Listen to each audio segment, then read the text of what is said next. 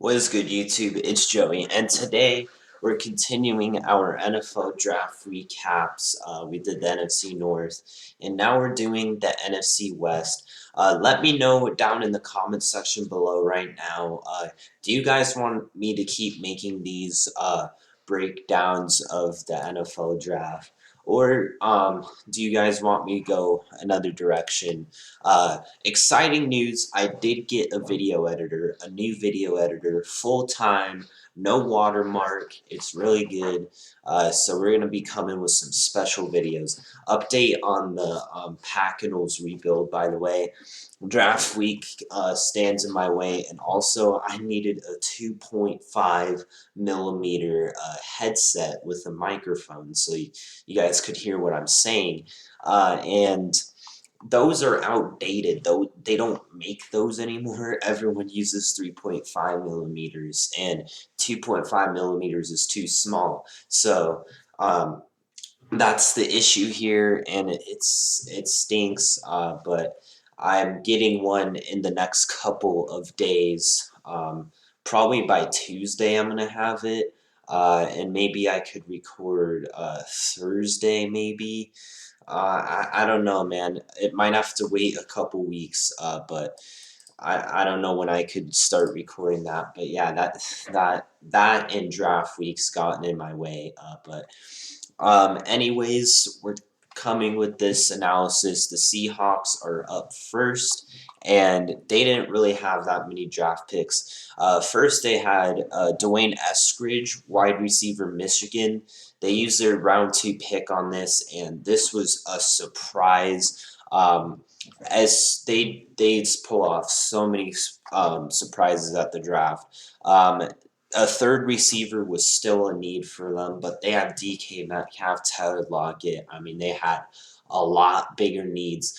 Looking at EU offensive line, but he's a small 5'9", 190 pounds, but he ran a 4.3940 and averaged around 19 yards per catch over 5 college seasons. His return ability might have added to his value in the Seahawks' eyes as they tried to make some of those duties off Tyler Lockett's plate. So according to ESPN stats and information, Eskridge averaged 213 all-purpose yards per game in 2020, second in FBS, and was a finalist for the Paul Hornung Awards as the nation's most versatile player. I think Kyle Pitts takes that, I'm just saying. But Lockett, Metcalf, and Eskridge might give the Seahawks the fastest trio of receivers in the NFL, assuming Eskridge beats out Freddie Swain for the number 3 job, which he probably is because they spent a second round pick on him. But Russell Wilson will like that speed because he got that deep threat. Even if Eskridge pick does nothing to help his pass protection, Eskridge could be an intriguing option of gadget plays and new coordinator Sean Waldron's offense. But the Seahawks gone long heavy on 3 receiver sets, as did the Rams when Waldron was there. So investing this type of pick in another receiving makes sense, even if Seattle already has the league's top duo in Lockett and Metcalf. He is 24 years old, so that's pretty old for a draft pick rookie. But they lose David Moore. It makes sense, but it's like, why you have bigger needs such as corners, such as offensive line, even tight end, and it's like you just do this. So like you need time to throw deep in that offensive line. Russell Wilson tends to hold that ball. I mean, they went out and got Gabe Jackson, I think is his name. Some offensive line from the Raiders. I think that's his name, but um, I'd have to give this a B minus C plus because it was somewhat of a need and it does make sense, but it's like you could have gotten an offensive line anywhere. It's confusing, some of these teams. And then in round 4 they don't go offensive line. So they get corner. It does make sense. Drafting Eskridge and means the Seahawks have used their top 2 picks on what would agree were their top 2 needs. I'd say corner was a top need, but I'd say offensive line's more of a need than a third receiver, but he's listed at 5'2", 5'10", 185 pounds with 33/8-inch arms. The Seahawks' plan is to play him outside, where he played in college, even though he doesn't have the length they usually prefer at that spot. Again, neither does DJ Reed, who played well in the starting role on the outside late last season, despite a similarly small frame. Cornerback still does not look like a strength for the Seahawks for sure. But they have plenty of options for two outside starters between Reed, Keller Witherspoon, Trey Flowers, Demarius Randall, Pierre Desir, and others. But he described himself as scrappy and said size has never meant anything to me. Brown had 33 passes defended, 4 INTs over the last 3 seasons, and playing in 51 games over 4 seasons in Oklahoma. So there was a lot of game tape for the Seahawks to evaluate, which isn't the case for many prospects, but Trey Brown could develop into a good corner. We just don't know about most of these draft picks, but if he is going to start on that outside where he planned, it's just like who's going to stay in the slot? Like, I don't know. Seattle's cornerback group is still iffy, but it makes sense. It's good value in the 4th round, I guess. So I'd have to give it an A. They just needed corner, but it's like they wait until the 6th round to get Stone Forsyth, a tackle out of Florida, and he joins Cedric I can't say that name, as depth options at tackle behind Dwayne Brown and Brandon Shell. He played left tackle last season and also played right tackle during his 4 years at Florida. Starting 28 of 40 games, Brown turns 36 in August. So he, Shell, and I can't say that name, are only signed through 2021, so it makes sense to restock that position. So 6th rounders aren't assured of even making the team as rookies, let alone developing into starters. Some project Forsyth getting drafted much earlier, so they got nice value getting him this late. So it's an A, hits a need. So they drafted all 3 needs, so you can't really fault them for that. But man, I'd have to give them an A minus. I feel like they would have been okay in the passing game, maybe better off taking offensive lineman here in round 2, but the Seahawks didn't have barely any draft capital, so they did a pretty good job addressing needs. They're gonna have to hope they can develop these guys, but they address needs. They got good players, so that's what matters. Scrappy cornerback, speedy receiver, and nice value with an offensive line, so good on them. So now we move to the 49ers. I'm pretty sure this is the 49ers. So at number 3 overall, they got Trey Lance, a quarterback.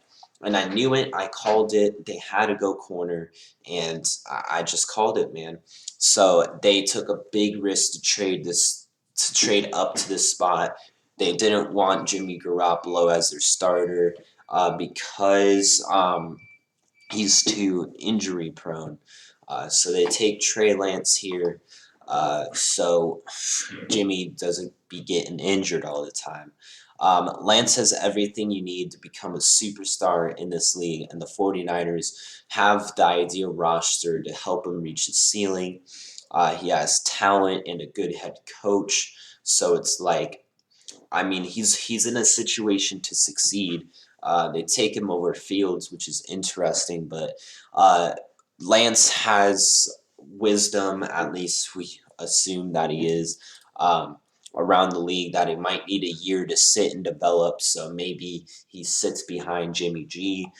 There are some mechanical and accuracy issues that need to be worked out, and it's a big jump from the FCS to the NFC West. But there are those with the Niners who believed he isn't far off, as the public perception would indicate. Um, Lance is viewed as one of the smartest quarterbacks in the draft, and he comes from a system that had doing things the Niners going under center and running play action. He might not be ready week one, but it might not take a whole season on the bench either. So the 49ers have their quarterback of the future, but like, what do they do with Jimmy G?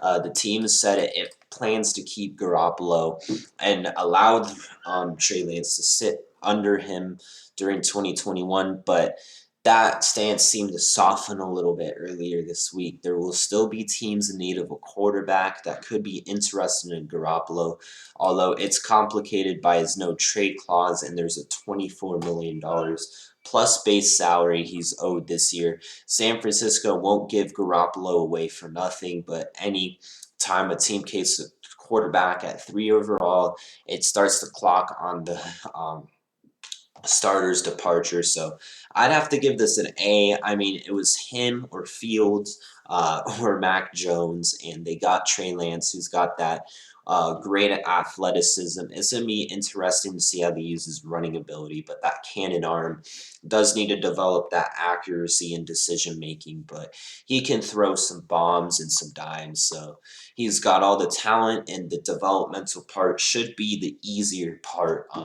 So home run pick for the Niners. They get their franchise quarterback, and Trey Lance could be reign superior and supreme on the league for some time. So now the 49ers take a very 49ers pick in the second round, and they go with Aaron Banks, a guard out of Notre Dame. So they drafted a quarterback in the future. They bolstered up. They get offensive line in front. They weren't as strong up front last season as they were in 2019, where they were just insane at that. He's in the interior of it. Banks is a big 6'5", 325 pounds, who should help the Niners get back to their physical football rushing attack. So the 49ers, with Trey Lance, man, that rushing attack's going to be insane. He's one of the top rated guards in the draft, though he's not considered a great athlete. So it remains to be seen how he will fit on the outside zone concepts when they're running to the second level. He should compete with Daniel Brunskill for the starting job at right guard immediately. And I have a feeling Eric Banks will probably get that starting job. I love this pick for the 49ers. They're a run-first team, but he can also make a difference in pass protection if he's able to translate it to the NFL, which is every single thing about these draft picks. We're just talking about fit and need here. It's definitely a great pick. They had a need at guard, and I'd give them an A, man. They had two really good back-to-back picks. This offense, if they're able to stay healthy, it could be insane. And you can just see how much the 49ers love their running quarterbacks because they get an athletic quarterback that can run in Trey Lance. They get a guard to help them up front with Aaron Banks, and now they get a running back to complement Mostert, Trey Sermon, in the third round. Kyle Shanahan never always wants his running backs, and it has been a philosophy in recent years because running backs Raheem Mostert and Jeff Wilson have struggled with injuries, so Sermon in there. He doesn't have the home run speed of Mostert, but he has enough to run away from people and pile up big numbers. He should have a chance to contribute immediately. With more pressing needs at receiver and in the secondary, it's a bit of a head scratcher to go running back here. But this sort of pick found money since the 49ers dealt 2 fourth-round choices to the Rams to move up. So, I mean, it's fine because they got cornerback later, but there's whole draft. They didn't draft one wide receiver, which is concerning. But it is the third round. It's kind of where, like, all right, running back is all right. But with those injury concerns at running back, dude, it's like it's good to have Sermon. He's a nice type of change pace back. The Niners are a run first team, and that's their philosophy. and they're getting back to that with this draft. So can't really fault them for that. I give them a B because they get Ambry Thomas in the third round, late first round or third round. And with the final pick of day 2, they got a cornerback who can offer some depth at the position they need. At 6 feet, 191 pounds, he brings the size and length the Niners generally have preferred at their corners since College Shanahan and John Lynch took over. Most likely, he won't be asked to play right away as he learns behind Jason Verrett and Emmanuel Mosley, which is a solid 1-2 punch, but it gets pretty thin after that. So the sooner he gets up to speed, the better. He offers extensive special teams experience, which is another way for him to contribute early. So I give it an A. It's probably one of the better guys that was available at the spot, and they needed insurance at corner, so good on them. And then they get another offensive lineman with more in round 5, and he's a former high school tight end, which is interesting. And he moved to right tackle in college. He has the ability to be an interesting developmental project in their wide zone scheme when they're running those stretches. And there's no need to rush to get him on the field because they have Trent Williams and Mike McGlinchey at the tackles. But if Moore proves to be ready as expected, he could move into that swing tackle role again, like Sean Coleman and Justin Scully. So this one was like a little bit of a head scratcher, but with the injuries, they want that outside zone. It's round 5. I'd give it a C plus. I mean, receiver or something like that would have made more sense here, or even more cornerback depth. But they get offensive tackle. I mean, it makes sense, but it's like, again, you're already good there, you know. If you're planning on injuries, then that's fine, but they usually say stack up on O-line in the later rounds, so you can't really fault them for that. But here they go to Lenore, cornerback, Oregon. So they get more depth in the secondary. He didn't miss any games in college, and though he played outside for the Ducks, he has the athletic ability to make him a long-term option to play nickel or at the slot, or even safety. Perhaps more important, the Niners seem to be continuing to put an emphasis on durability, which was necessary after the injuries they suffered in 2020. So this is a good pick. It's an A. He can play in the slot. The added versatility is really good for them. They need that. Again, stacking up on corners, they needed to do that. Makes sense. But here, I take Hufanga, safety out of USC. So this is the first pick the Niners have made to come up with any sort of injury history, but it's worth the risk at this point. It's the 5th round. When all players have some question marks. He missed games with a broken collarbone, which is a serious injury, shoulder and concussion issues, but had no problems in 2020 when he had Pac-12 Defensive Player of the Year honors, which is pretty big. He's more of a box safety, but with none of group of Tarvarius Moore, Shaquisky Tart, and Marcel Harris signed beyond this season. There's a chance Hufanga to win a roster spot on special teams and contribute. So he's kind of their future of the safety there if they don't re-sign any of these guys. So it makes sense. They're kind of getting a guy that could contribute now but helps down the road, and that's what the draft is for. So I have to give them an A. It's some nice value. Had a bounce back season in 2020. It's like, can he stay consistent? But it makes sense quite a bit. And then they get another running back in the 6th round and strike out on wide receivers. So the 49ers believe they can never have enough depth at running back. And it's surprising to not see them select a wide receiver or tight end, given the depth of need in both spots. But he produced a lot of big plays for the Rajon Kujuns. He'll have an uphill battle to win a roster spot. Well, he might be able to stick if he's proven a capable pass catcher out of the backfield. So he may be running back 4, running back 3, but I just don't understand it. I mean, you're a run first team, but you just take so many running backs. It's like it's not a position of value, you know. I'd have to give this a C minus range. I just don't get this pick, especially when you just need wide receiver and even tight end depth. But overall, it's a successful draft for the 49ers. They get their quarterback of the future. They get a nice pick in Aaron Banks. They get Trace Sermon. They get cornerback depth. It's just these picks of Jalon Moore, a tackle, and a running back kind of bring their grade down to like an A minus. But overall, the 49ers are sitting really pretty for this year and the future. It's like they should be all right with a lot of talent on defense and an up and coming offense. So, yeah, this NFC West is just going to be such a battle. But now the Arizona Cardinals draft picks and analysis for every selection. So in the 16th overall, they get Zaven Collins, linebacker out of Tulsa.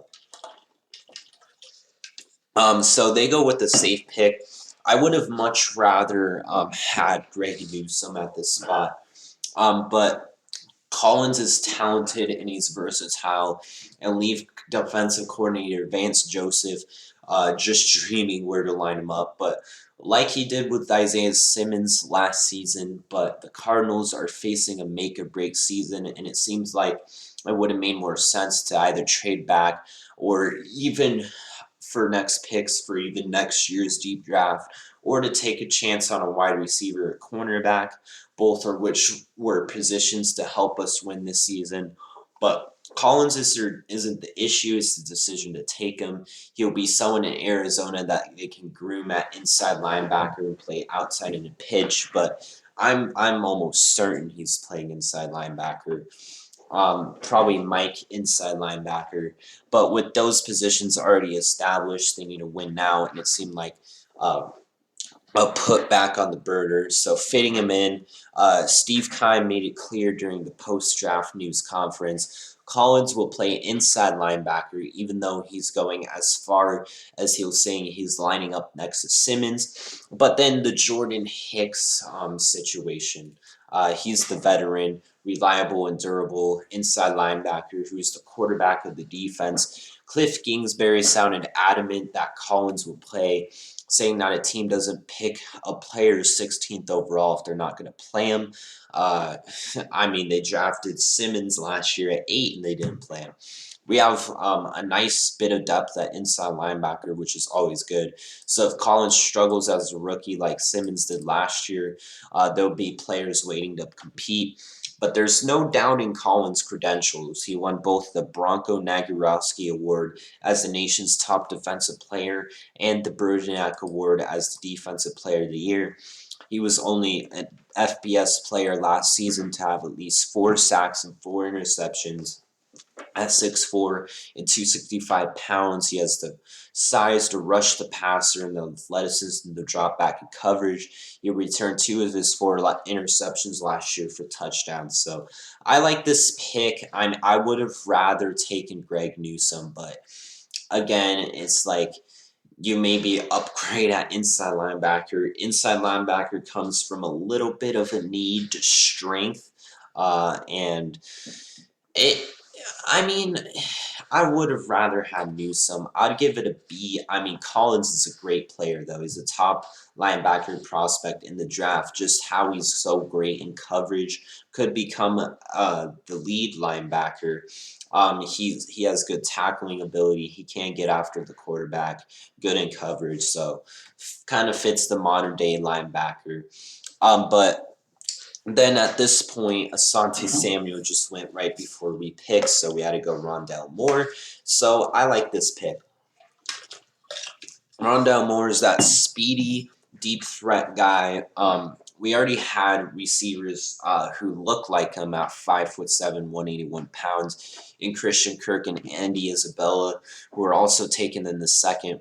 but Moore can separate himself if he can make big plays and consistently productive. With his speed and quickness, Moore has the potential to be a major threat in the Cardinals' offense, but he needs to stay healthy. He just played 8 games during his final 2 seasons at Purdue because of injuries, but no need to fear because if he's injured, we still have great depth at wide receiver. But I'd say trade Andy Isabella for a tight end, any kind of decent tight end we will take at this point, which is probably our biggest remaining need. But I'd say I like this pick. I'd give it an A because of the value of where we were at and with the corners coming off the board. It's just that deep threat combined his speed with Kyler Murray's arm and his ability to get open and make big plays. I think would just take this offense to a whole new level if he could stay healthy and take pressure off of Hopkins. So I love this pick. He's an electric player. If he can just stay healthy, it would be great, but we have depth at receiver, so I'm not really worried. And then round 4, we finally get our cornerback. So we add depth to the corner room. He could even beat out Robert Alford for the starting job on the outside day 1. But Tay Gowan is also going to be competing for that. They made this position a priority coming in the draft. He's known for his speed and played at a high level at Florida against top competition in the SEC. So he comes to Arizona with the pedigree. As he showed against LSU, he threw a shoe that resulted in a penalty that cost the Gators the game. He can be emotional, which is good and bad for a team that led the NFL in penalties. Uh, Wilson also has a significant injury history with torn ACLs in high school and college. If he can stay healthy, he's the type of player who can contribute if called upon immediately. So we're going to have to coach this kid up. That's why we took him in the 4th. But Vance Joseph, I bet we can figure something out. We're adding depth at corner, which is good. He was really good. Really good speed and played at a high level. So if you could just stay on the field, coach him up, and stay healthy, good pick. So I'd give it an A. It's a position of need. We addressed it. We got one of the best players on the board at that spot. So good on us. And then we get Victor, I don't even know how to say his last name, a defensive end out of Duke. He was productive at Duke with 21 and a half career sacks, the second most in school history. But his size, 6 foot 1.5 and 262 pounds, might be an issue in the NFL. He would transition from DN, his college position, to outside linebacker for the Cardinals. He'll follow another former Cardinal in the line of the shorter pass rushers, Hassan Reddick, who's also 6'1". If he can rush the passer like Reddick, he'll be able to get a chance on the field as Arizona's rotation outside linebacker. But the depth here, Chandler Jones, J.J. Watt, Devon Kennard, Zach Allen, and Marcus Golden, might make it tough for him to get many snaps. So this one was an edge or a head scratcher.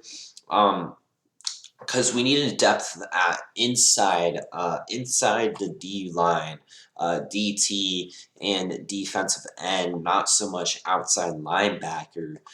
So it's a scratching pick. I mean, he has the upside, the value was there. I'd say B minus to C plus range. I mean, it's good to have depth there in the 6th round, but it's like defensive line was better, much better to get there. So we get corner here, Tay Gowan, which was just a great pick because with, as we talked about above with Marco Wilson, it's good to have depth at corner. This team really needs it in case Marco Wilson kind of gets injured.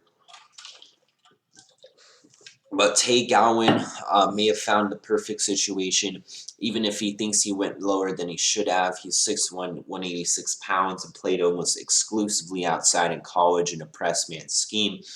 He still has work to do on his game, but learning from veterans such as Malcolm Butler and Robert Alford, not having to play immediately, at least for the time being, can help develop him into a potential starter in year 2 or beyond. So he is going to be the future of our cornerback room. So he's a depth guy, but again, with the injury history of Altford and Wilson, it's good to have a guy like this and Tay Gowan. Good impress man. We could use him well in our scheme. A guy we like, so I give it an A. You just need that with injury-prone corners on the board. And then Jamie Wiggins, a safety out of Cincinnati, round 7. It will take a lot for him to see the field with as much depth that the Cardinals have at safety. They have Buda Baker, Chris Banjo, Deontay Thompson, Charles Willington, and Jalen Thompson. So Wiggins could do some good in terms of learning from veterans and improving and fine-tuning his game. I mean, 7th round pick, I'd give it a C. We have so much depth at safety. I don't really know what our plan is for Wiggins. So it's interesting to see. But then with our final pick, we get Michael Menet, a center out of Penn State. He fell into a good situation as he could find in the NFL. He'll sit and learn from our starting center, Rodney Hudson, who is one of the best centers in football. And with this size, 6'4", 301 pounds, he could find a place in a starting lineup in a few years, but he has a good number of things to polish before that happens. So it's good to find depth along that offensive line in the later rounds. So that's why it's an A. We need depth at center, and we get Michael Menet, and definitely can learn a lot from Rodney Hudson. We do have the Los Angeles Rams, our final team to go over this video. The Rams, with their first pick, they got Tutu Atwell, which was in the 2nd round. And that was interesting because they lost talent on the defensive side of the ball and they just got Deshaun Jackson. So it's like, why take Tutu Atwell? But Sean McVay and general manager Les Snead said this offseason that they have lacked wide receiver who could consistently stretch a defense, meaning that speed, because Cooper Kupp and Robert Woods are route runners. With their first pick in the draft, they wasted no time addressing that need, getting Atwell. He's small. He weighed only 155 pounds at his pro day, but the speedy Atwell could immediately be a deep threat playmaker they need, especially trading for quarterback Matt Stafford. And he used to line up in several positions and used in multiple ways in McVay's offense. He'll be competing with Deshaun Jackson.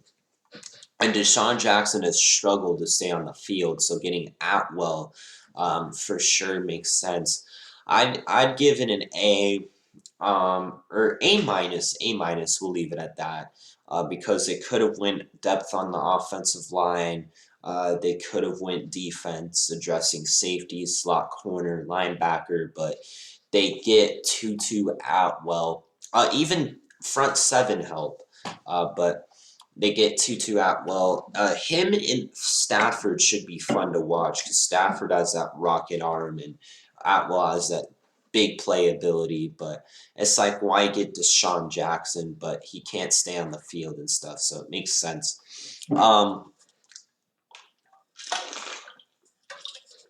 Round 3, they get Ernest Jones, linebacker, South Carolina, and their linebacker core was pretty weak last year. It was a top need entering the draft, so it's a surprise they picked Jones with the 3rd round selection instead of a little bit earlier. But he could immediately compete for a spot in a position group that struggled to remain healthy last season with Micah Kaiser, Kenny Young, Traven Howard, and Troy Reeder. Jones is a relentless physical tackler, and he joins the top-ranked defense, but one that is somewhat under transition entering the season under new defensive coordinator Raheem Morris. So they like his tackling abilities. They like his ability to read the gaps and make the play. So I'd give it an A. It's good value at round 3. It addresses a need, and it should make their defense better. So now moving on to round 4. You get Bobby Brown III, a defensive tackle out of A&M. Following the departure of Michael Brockers and Morgan Fox, it makes sense to get Bobby Brown in free agency. The Rams entered the draft needing to build depth on the D-line. And 6'4", 321-pound Brown led the Aggies last season with 5.5 sacks and will provide depth behind Aaron Donald, Sebastian Joseph Day, and Ashawn Robinson. He can move around the defensive line, and first D lineman they've drafted since 2019, so it makes sense. I'll have to give him an A. It's good value, a guy that can help bolster that front and learn from Aaron Donald is always really good. So he could work out, who knows? But then they get a CB in the 4th round, and Robert Rochelle. They needed depth at corner following Jory Hill's departure for the Cleveland Browns. He joins a group that includes Jalen Ramsey, Darius Williams, and David Long. So they needed a corner to come in here. Good value here. He had 10 interceptions in 3 seasons at Central Arkansas, including 5 last season. He could challenge Long for some playing time as their 3rd option at corner, 3rd, 4th option. So I'd give it an A. It makes sense. They needed that. And then in the 4th, I get Jacob Harris, a tight end out of UCF. He's listed as a wide receiver, but 6'5", 211 pounds. He could make that transition to tight end. We can expect that to happen.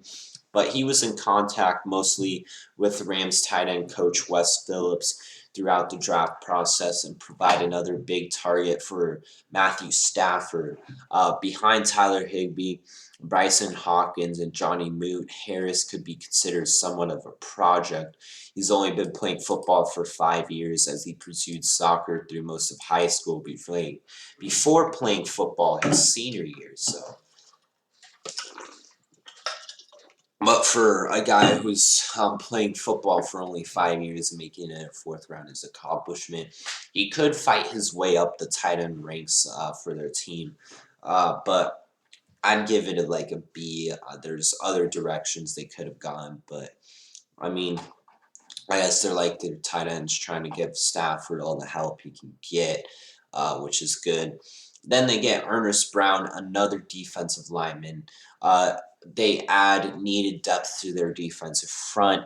Brown spent the pre-draft process speaking with the Rams defensive line coach Eric Hendrickson, which indicates he could line up somewhere on the interior of their 3-4 scheme, likely in the place of departed Michael Brockers and Morgan Fox. Last season at Northwestern, he had 7.5 tackles for loss and 1 sack, so the sack numbers are concerning.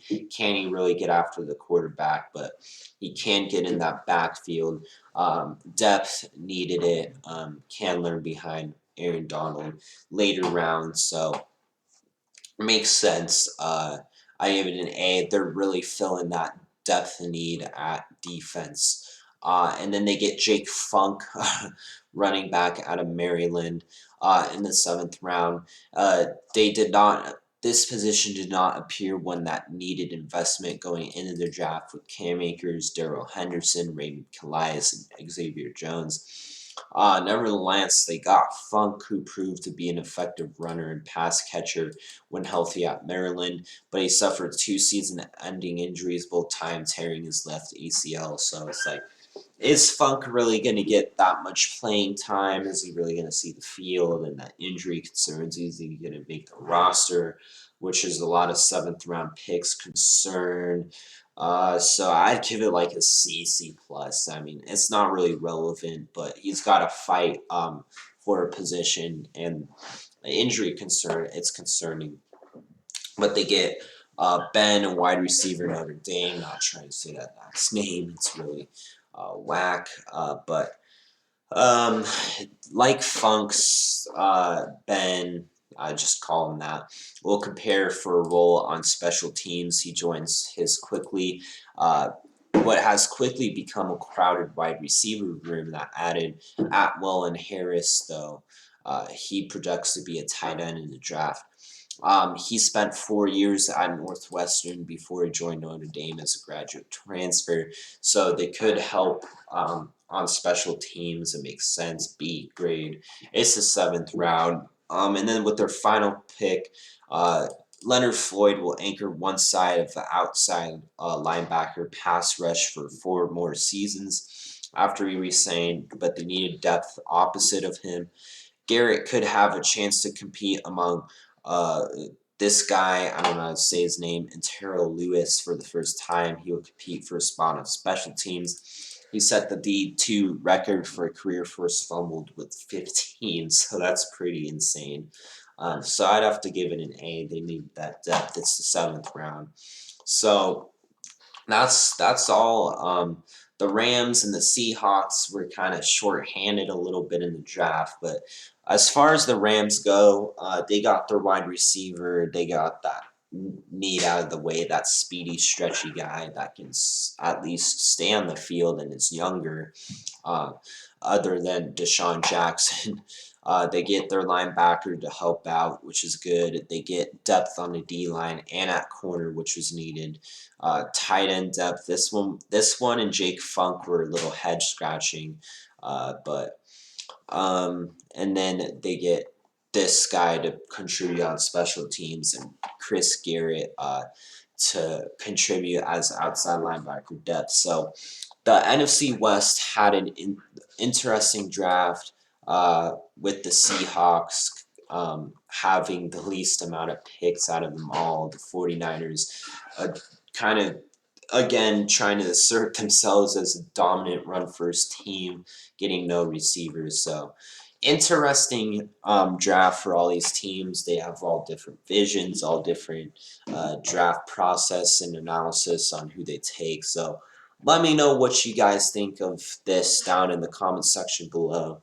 Do you guys want me to continue making these draft videos? What do you think about them? What can I do to improve? I got the new video editor. I'm going to make some special videos coming up, but we got to cover this draft, man. And then the Packers rebuild. Once I get that 2.5 millimeter headset, which is really hard to come by, that's when I can start recording it. Also, when I have time, I'm getting kind of busy here, so I'm trying to pump up these videos for you guys. But let me know what you think. Like and sub. Road to 300. We're 70 subs off. We're making some progress, which is great to see. But thank you all so much for watching. Comment what you think down below. We'll see you in the next one. Take it easy. Peace.